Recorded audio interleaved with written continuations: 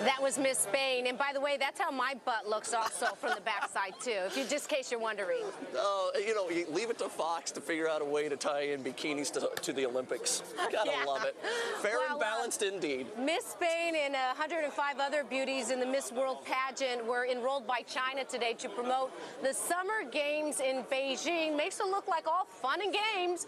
Corporate sponsors are jumping in as well, but they are attracting some bad publicity because of China's just terrible track record on human rights at home and in Darfur, Sudan. And also China's contaminated toys, all the recalls. Tibet, they're polluting industries, on and on and on. So U.S. companies are trying to avoid the red flags by trying to convince everybody that they're already doing the right thing.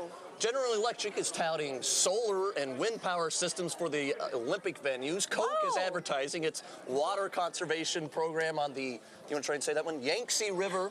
And Volkswagen has been planting and playing trees in Mongolia. What's the upshot? Yeah, well, Jill Savitt from Olympic Dream for Darfur joins us now. Her group is about to release a sponsor report card. Hi there, Jill. Nice to meet you. I'm Rebecca. So, you know, everybody's excited. All the corporate America's excited about the Olympics being in Beijing. China is, you know, one of the fastest growing economies. Their economy's been growing at 11% for the past several quarters. We all want to tap into this market, but you're saying, wait a minute. Wait a minute. The corporate sponsors who promote themselves as being responsible on the environment and all the things you just named are also, they're burnishing China's image when it's doing some really bad things in Darfur. So I guess what I'm always trying to understand is, what is it the end game? What is it that you're actually trying to get China to change? What is the actual action that you want them to take that would make you feel better towards any of the companies doing business then? We need there to be troops on the ground in Darfur to protect civilians who are being killed as we sit here. Amen. Amen. Where do the troops come from?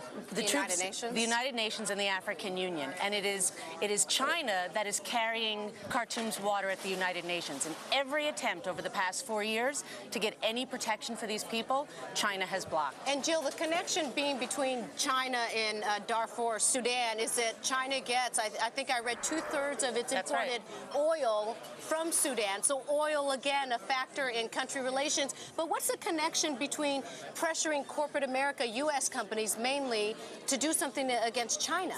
Well, China is very sensitive about the Olympics. And ever since we started to link the Olympics to Darfur, they have changed their policy. In some cases, a total turnaround. Okay, but the flip side of getting China and all of these companies to leave Darfur and Sudan, and this is what I always get, it's totally, I don't understand why you would want to do that. I want more and more companies doing business in China. I want more and more companies doing business in Sudan. It's good for We are us opposed to a boycott of any kind. No boycott of the Olympics, no boycott of the sponsors' products. We just want the corporations to say, China, you're sullying the Olympics by sponsoring an Olympics in Beijing and a genocide in Darfur. You've got to do everything in your power to stop what's going on in Darfur. That is fantastic. Have these companies been receptive? I mean, we're talking about companies like McDonald's, Volkswagen, Coca-Cola, Adidas. Have they been receptive? Well, we're about to put out a report card next week, and they're not the kind of grades you would want your kid to bring home necessarily. They are scared. Every company is scared to get China mad at them. No one wants to be this spouting whale that gets the harpoon and chucked out of the country. Jill, thank you so much. If you are at home and you don't know anything about Darfur, go Google it right now and just read up on it a little bit. That's really what we're doing, guys. We just want to shine a light on the evils out there. And you have a website as well. Yes. What is it? It's dreamfordarfur.org.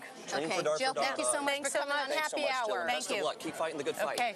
If the Thanksgiving craze just rattles you, you might just need to get out of the house. On tap, Fox News's Jill Dobson stops by to tell us about the Thanksgiving theaters. I think she's stealing the guitar. And movies. She's stealing the guitar. Don't take my guitar.